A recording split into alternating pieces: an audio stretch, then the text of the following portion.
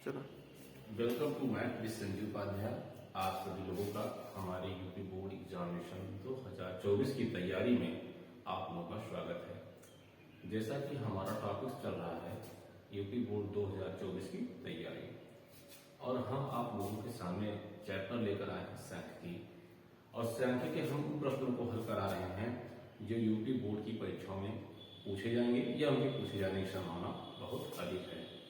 तो आज का हमारा प्रश्न होने वाला है कि अगर किसी सारणी में आपको समांतर माध्य ज्ञात करना हो तो कैसे आप ज्ञात कर सकते हैं। तो आज का हमारा क्वेश्चन है, निम्नलिखित सारणी का समांतर माध्य ज्ञात कीजिए। निम्नलिखित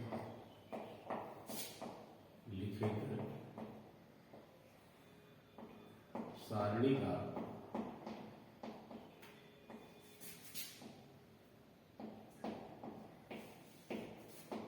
समांतर माध्य ज्ञात कीजिए।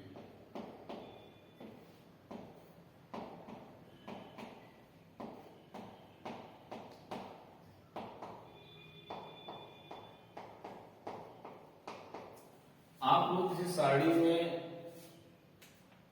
कैसे समांतर माध्य ज्ञात करेंगे, इसको आज आप लोगों को सीखना है। ये यूपी बोर्ड में कम से कम 6 अंकों में पूछा जाता है प्रश्न।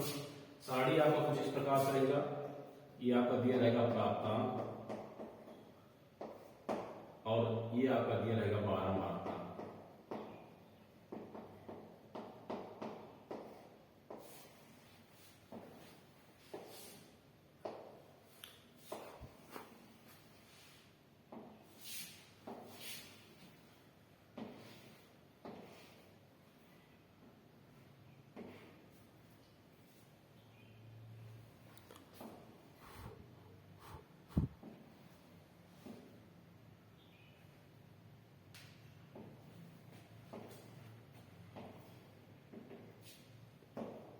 सत्रह, 18, 19, 20, 21, 22 और ये 23।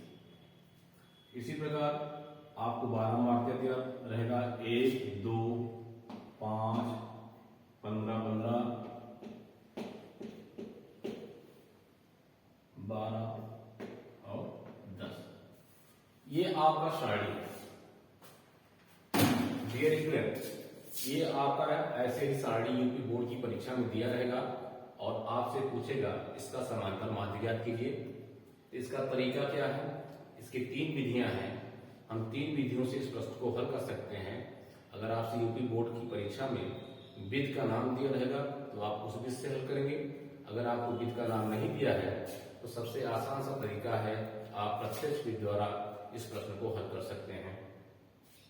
तो कैसे हम प्रत्यक्ष विधि से इस प्रश्न को हल करेंगे, इसके लिए आपको 3 कॉलम बनाना है। पहला कॉलम में क्या रहेगा आपका, पहले कॉलम आपका ही प्राप्तांक रहेगा, यहां आप लिख लेंगे प्राप्तांक, जिसको आप लोग कहते हैं यक्स। दूसरे कॉलम में क्या करना है, जो आपको बारंबारता दी रहेगी तो आप लिख लेंगे बारंबारता, इसको आप इससे दिखाते हैं यफ से। और तीसरा कॉलम आपको बनाना है यफ इंटू यक्स का, यहां क्या लिख लेंगे यफ इंटू यक्स।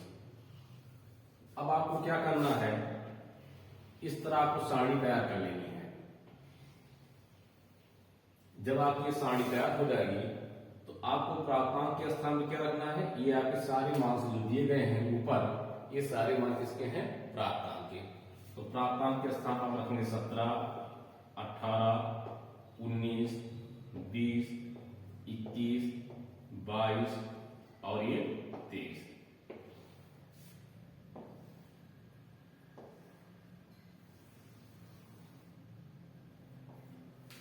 इस तरह आपको एक हल सारणी तैयार करनी है। बारंबारता कितनी दी गई है, सबके सामने आपको लिखना है। 1 दिया है, इसके सामने 18 की बारंबारता 2 दी गई है, 19 की बारंबारता 5 दी गई है, 20 की बारंबारता 15 दी गई है, 21 की बारंबारता कितनी है 15 है, और 22 की बारंबारता 12 है, तो 12 लिख लेना है, और 23 की बारंबारता कितनी है 10 लिख लेना है। अब आपको क्या करना है, सबसे पहले आप करना क्या है, प्रत्येक के लिए क्या निकालना है आपको, f इंटू एक्स निकालना है। f का मान कितना है 1 और x का मान यहाँ पर कितना है 17। यहाँ लिखेंगे 1 गुणे 17 और 17 का गुणा 1 में करेंगे तो आपको कितना मिलेगा 17 मिलेगा। इसी प्रकार f का मान 2 है, x का मान 18 है तो 2 का गुणा 18 में करेंगे तो 2 गुणे 18 तो 18 दूनी 36 प्राप्त होगा। ये ध्यान देना है, उसी के सामने आपको गुणा करना है, उसके सामने आपको लिखना भी है। 5 का गुणा 19 में करेंगे, 5 गुणे 19 तो 19 बचे 95, 95 लिख देंगे। फिर 15 का गुणा 20 में करेंगे तो 15 गुणे 20 तो 15 शून्य शून्य और 15 दूनी 30, कितना मिल गया आपको 300 मिल गया। फिर आप क्या करेंगे 15 गुणा 21 में करेंगे, यहाँ लिखेंगे 15 गुणे 21 तो 15 कम 15 के 5 और 15 दूनी 30 और 1 31 315। फिर 12 का गुणा 22 में करेंगे तो आप लिखेंगे 12 गुणे 22 तो 12 दूनी 24 के 4, 12 दूनी 24 और 2 26, कितना आ गया 264। फिर आप 23 गुणा 10 में करेंगे 10 गुणे 23 और 23 का हमें कितना मिल जाएगा आपको 230। इस तरह आपको क्या करना है, प्रत्येक के लिए f इंटू एक्स ज्ञात कर लेना है, जैसा कि मैंने ज्ञात किया है। अब आपको क्या करना है, जो 12 मात्रा के नंबर्स दिए गए हैं इनका योग कर लेना है और जो इनका योग होगा उसको हम n बराबर लिखेंगे। क्या लिखेंगे, या तो n लिख सकते हैं या तो आप लिख सकते हैं सिग्मा f लिख सकते हैं, चाहे सिग्मा f लिखे या n लिखें। यहां पर हमने क्या लिखा n लिखा। अब इनको आप जोड़िए तो 2 1 3, 3 में 5 जोड़ेंगे तो क्या मिलेगा 8, 8 में 15 जोड़ेंगे तो आपको क्या मिलेगा 23, 23 में 15 जोड़ेंगे तो 38, 38 में 12 जोड़ेंगे तो 50 और 50 में 10 जोड़ेंगे तो मिलेगा 60। इस तरह इन नंबर्सों को जोड़ने पर आपको n का मान कितना प्राप्त हो गया 60 प्राप्त हो गया।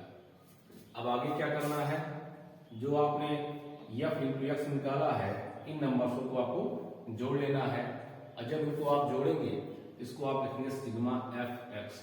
क्या लिखेंगे सिग्मा f इंटू एक्स का मान कितना आएगा, तो जोड़िए आप 7 6 13, 13 5 18, 18 5 23 और 23 में 4 जोड़ेंगे 27, 27 क्या लिखेंगे आप 7, हासिल कितना होगा 2 होगा। 2 1 3, 3 3 6, 6 में 15, 15 1 16, 16 6 22, 22 3 25, 25 के 5, हासिल कितना आया 2 आया। अब आप 3 2 5, 5 3 8, 8 2 10, 10 2 12। इस तरह आप देख रहे हैं कि सिग्मा एफ एक्स का जो योग बना वो कितना बना 1257 बना। n का मान आपको 60 प्राप्त हुआ और सिग्मा एफ एक्स का मान प्राप्त हुआ 1257। अब कैसे समांतर माध्य निकालेंगे, तो इसके लिए सिंपल सा फार्मूला है, समांतर माध्य x बार।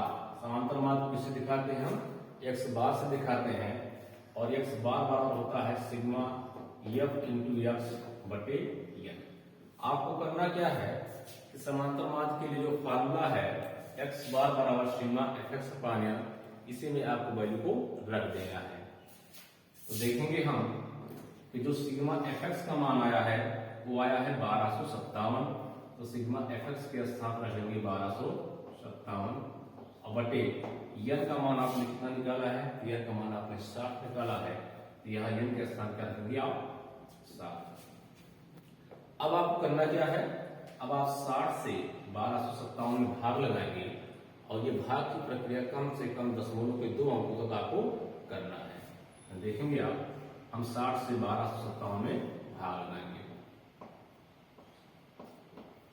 तो 60 का पारा हम 125 में ले जाएंगे, 60 गुना 120 होता है, घटाएंगे कितना आएगा वह 5 और फिर आप एक संख्या उतार रहे हैं तो यहां पर आप क्या बढ़ा देंगे 0 बढ़ा देंगे। अब 60 का पारा 56 में नहीं जाएगा तो आप क्या लगाएंगे दशमलव और यहाँ क्या उतारेगा 0। अब 60 पढ़ा 560 में लगभग कितनी बार जाएगा, 9 बार जाएगा, तो 9 बार ले जाएंगे, ये आ जाएगा आपका 540 और घटाने कितना जाएगा 20। आप स्वतः है ये शून्य उतार सकते हैं, ये कितना बन जाएगा, ये 200 बन जाएगा। अब 60 पढ़ा 200 में लगभग कितनी बार जाएगा, 3 बार। तो आप देख रहे हैं कि 60 से 1257 में भाग लगाने पर हमको जो वैल्यू प्राप्त हो रहा है वो लगभग 20.93 प्राप्त हो रहा है। तो इस तरह आप देख रहे हैं कि जो दी गई सारणी थी, इस सारणी का हमें जो समांतर माध्य प्राप्त हुआ वो कितना प्राप्त हुआ, 20.93। तो आप क्या लिख सकते हैं कि अतः सारणी की समांतर माध्य बराबर कितना, 20.93।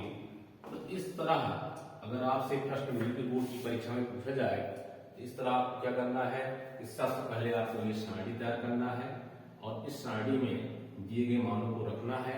रखने के बाद आपको एक अलग सारणी या फिर तैयार करना है और तैयार करने के बाद आपको इसी प्रोसेस से इसको हल कर लेना है और हल करने पर जो वैल्यू आपको प्राप्त होगा वही सारणी का क्या हो जाएगा, समांतर माध्य हो जाएगा।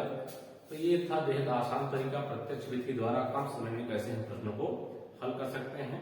इसके लिए आपको जोड़ना और गुणा करने का कैलकुलेशन फास्ट होना चाहिए, जिससे आप आसानी से प्रश्न को हल करें और 6 अंक आप आसानी से यूपी बोर्ड की परीक्षा में प्राप्त कर लें।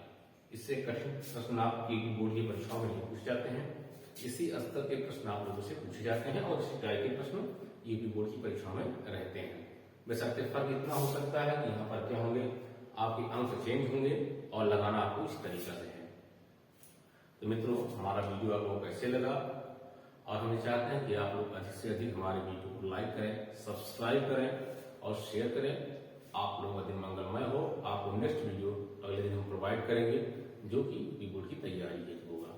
आप लोगों का दिन मंगलमय हो।